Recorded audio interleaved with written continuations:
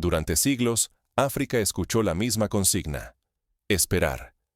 Esperar ayuda internacional, esperar justicia, esperar a que otros le concedieran una oportunidad para crecer. Los gobiernos extranjeros, las multinacionales y hasta las ONGs repetían el mismo relato: todo llegará, si eres paciente. Pero, ¿y si África decide hoy que la espera terminó para siempre? ¿Y si este es el día en que el continente rompe el ciclo de paciencia infinita y toma las riendas de su destino? Demasiadas veces, la historia africana fue contada por otros. Los libros escolares escritos en París, Londres o Bruselas describían a África como tierra de recursos, pero rara vez como dueña de su destino. Mientras tanto, el continente veía partir sus riquezas: el petróleo de Nigeria, el oro de Burkina Faso, los diamantes de Sudáfrica, el cobalto del Congo, el café de Etiopía. Barcos cargados de materias primas cruzaban océanos, pero los beneficios reales regresaban multiplicados, en manos ajenas. Durante el siglo XIX, el llamado reparto de África por las potencias europeas fue un proceso despiadado. En la Conferencia de Berlín, en 1885, se trazaron fronteras artificiales y se diseñaron sistemas para extraer recursos sin compasión. Se construyeron ferrocarriles, no para unir comunidades, sino para llevar el marfil, el oro y el caucho más rápido al puerto. Fue el inicio de un ciclo en el que África proveía, pero rara vez recibía. En el siglo XX, la independencia formal trajo banderas y constituciones, pero la economía siguió siendo dependiente.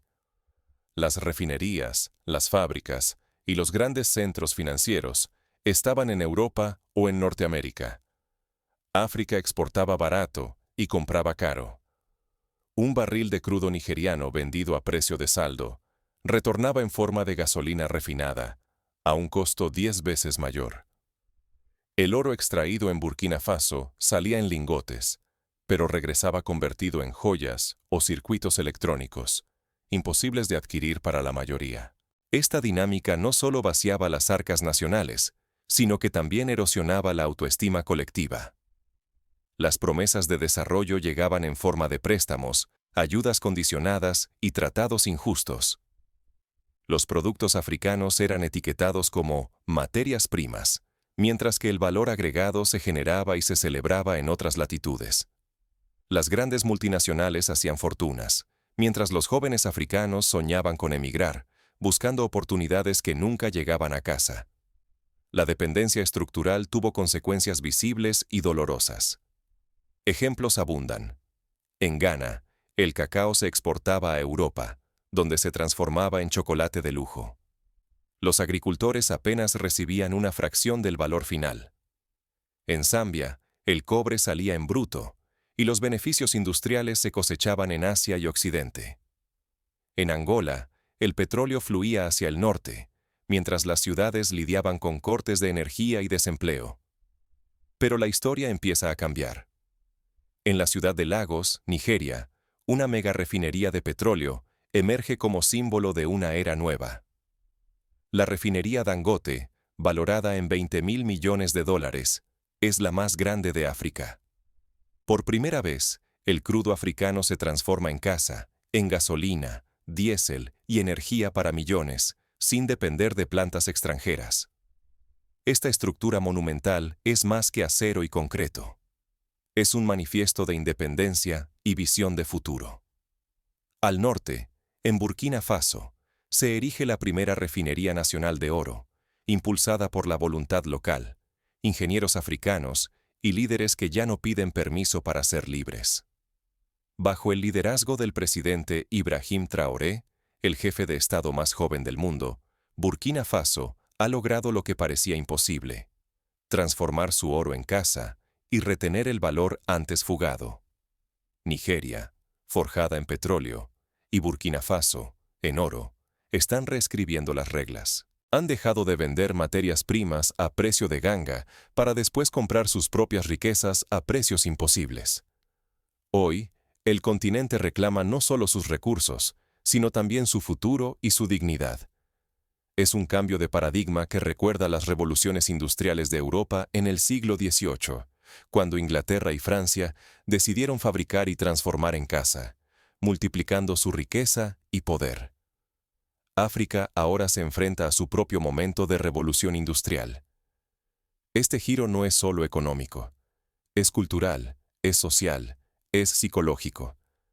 Un joven ingeniero en Lagos, una minera en Burkina Faso, un agricultor en Ghana, todos empiezan a ver el fruto de su trabajo reflejado en oportunidades reales.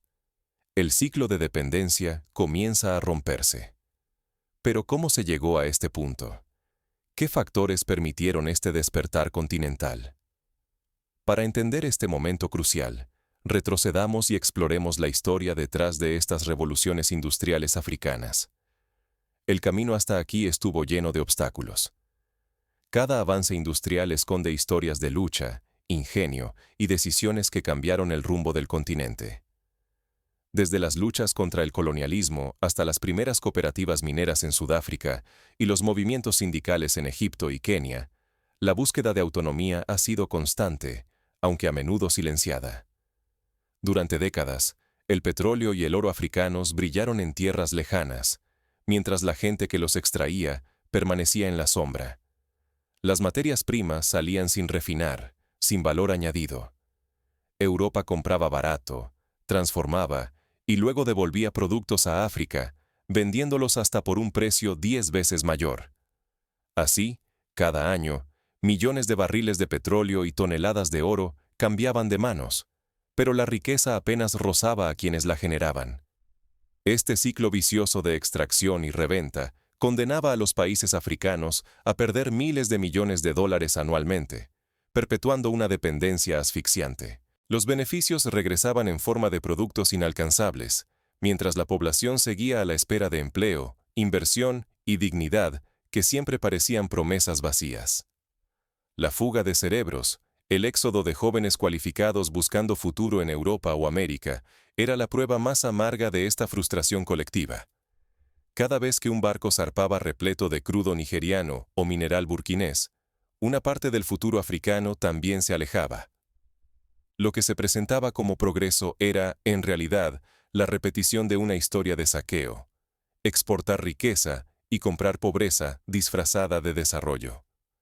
El resultado era el estancamiento de las economías, la emigración de los jóvenes y la erosión de la confianza colectiva para decidir su propio destino. Esta situación tiene paralelos históricos evidentes. En América Latina, durante el siglo XIX, países como Chile y Bolivia exportaban guano y minerales en bruto, mientras Europa acumulaba la riqueza. En Asia, la India colonial mandaba algodón y té, pero importaba textiles y manufacturas a precios altísimos. Solo cuando estos países comenzaron a industrializar, a refinar y transformar su materia prima, sus economías empezaron a despegar. En África, seguir este guión no solo era perder dinero, era renunciar a la autonomía y al orgullo de ser dueños del futuro. La dependencia forzada vaciaba las arcas y debilitaba el espíritu de todo un continente. Pero en Lagos y Ouagadougou, algo cambió. Dos nuevas refinerías están reescribiendo las reglas. Ahora, por primera vez en generaciones, África empieza a transformar sus propios recursos. Esta revolución silenciosa podría cambiarlo todo. Cuando el rugido metálico de una refinería quiebra siglos de silencio, el suelo africano tiembla. En el corazón de Lagos, algo que parecía imposible es ya tangible. La refinería Dangote, valorada en $20.000 millones, se alza como la más grande de África y una de las más avanzadas del mundo. Cada día, procesa más de 610.000 barriles de crudo, generando gasolina, diésel y queroseno para millones.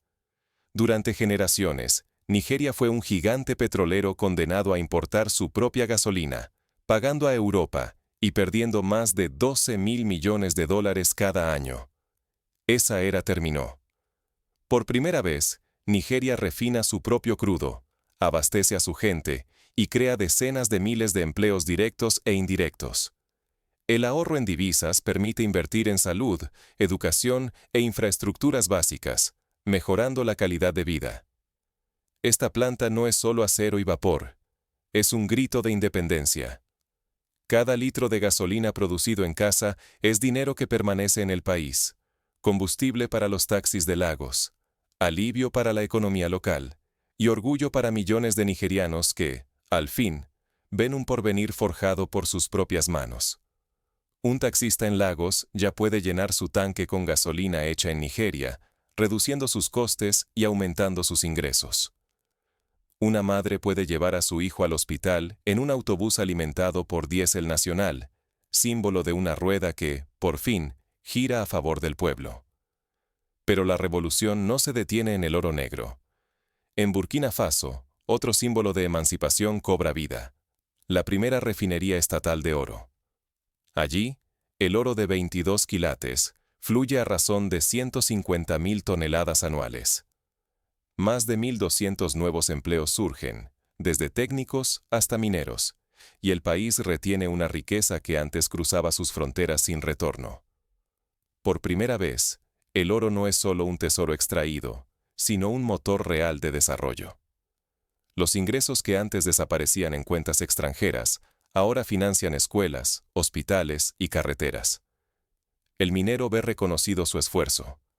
El comerciante vende más. Y la familia humilde accede a servicios antes inalcanzables.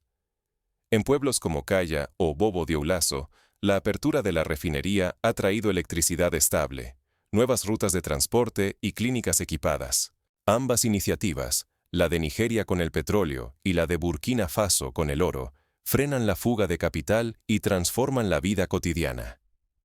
El cambio ya no es solo económico, sino mental. África empieza a definir su propio valor y su lugar en el mundo. Este viraje recuerda a Corea del Sur en el siglo pasado, cuando el país pasó de exportar arroz a fabricar coches y dispositivos electrónicos. La clave: invertir en valor agregado y educación técnica. Sin embargo, lo que está en juego es colosal. Si fracasan, o si sucumben ante presiones externas, el continente corre el riesgo de volver a la dependencia y la marginación. Pero si triunfan, podrían desencadenar un efecto dominó que lleve la autosuficiencia a cada rincón, de Lagos a Caya, de Accra a Kinshasa. Esta revolución no ocurre en el vacío. Cuando la industria africana da pasos hacia la autosuficiencia, tiemblan los intereses de quienes, durante siglos, dictaron las reglas del juego. Las potencias tradicionales ven con recelo el avance africano, temiendo perder acceso privilegiado a recursos estratégicos. Las multinacionales presionan para mantener viejos contratos. Los medios internacionales siembran dudas sobre la viabilidad de los proyectos locales. Pero en las calles de Ouagadougou y Lagos, la realidad es muy distinta. ¿Qué ocurre cuando quienes siempre controlaron la riqueza africana pierden su dominio? Las respuestas surgen de inmediato y desafían todas las expectativas. Las élites occidentales, inquietas, tachan a los nuevos líderes africanos de amenazas y alertan sobre la supuesta fuga de inversiones. Gobiernos, bancos y multinacionales intentan propagar el miedo. Pero mientras se habla de crisis, la producción local se dispara. En Burkina Faso, la refinación de oro aumenta un 37% en apenas un año, y los ingresos de los pequeños mineros crecen un 28%. Familias que antes apenas sobrevivían ahora ven multiplicadas sus oportunidades.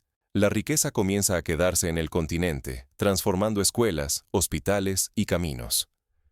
Este fenómeno se replica en otros países.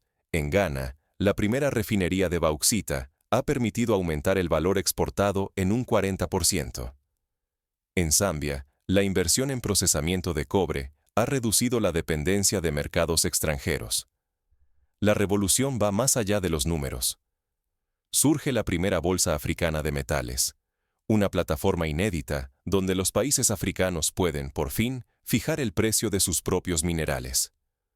Ahora el valor del oro, el cobre o el cobalto lo deciden voces africanas, no intereses lejanos. Este cambio simple sacude décadas de dependencia y control externo. Como ejemplo, la República Democrática del Congo ha comenzado a negociar contratos de exportación de cobalto directamente con fabricantes de baterías eléctricas, obteniendo mejores condiciones y participación en la cadena global de valor. El ejemplo se propaga velozmente. Ghana anuncia su primera refinería de bauxita, Zambia invierte en procesar su propio cobre, y la República Democrática del Congo impulsa la producción local de cobalto. País tras país, el modelo se expande. Refinar, transformar y negociar desde el origen, no desde una metrópoli ajena. El reto es inmenso. Si África logra consolidar su autonomía, podría redibujar el mapa del poder global. Sin embargo, los peligros acechan. Sanciones, presiones diplomáticas y campañas de desinformación amenazan el avance. Ejemplos históricos muestran que el camino no es fácil.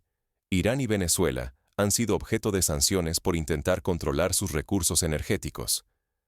Pero África aprende de estos casos, buscando diversificar socios y fortalecer alianzas regionales.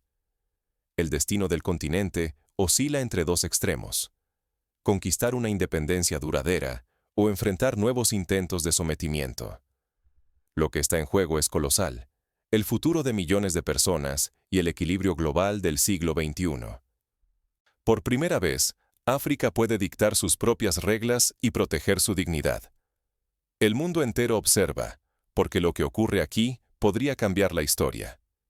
El corazón de este renacimiento late en las personas comunes, mineros, maestras y jóvenes que, por primera vez, sienten que sus esfuerzos valen más. ¿Podrán estas transformaciones resistir la presión internacional y consolidar un nuevo destino africano? La respuesta está en la capacidad de la sociedad civil para organizarse, exigir transparencia y fortalecer las instituciones. Como sucedió en países asiáticos, la vigilancia ciudadana y la educación serán claves. Cuando la industria deja de ser solo producción y se convierte en identidad, África renace ante sus propios ojos. El renovado impulso industrial africano está reescribiendo las reglas de la educación y el trabajo. Universidades y escuelas técnicas ahora priorizan el conocimiento aplicado a las necesidades reales del continente. Ingenieros, técnicos y científicos ya no se forman para servir intereses externos, sino para resolver los desafíos propios y construir infraestructuras que reflejen la vida africana.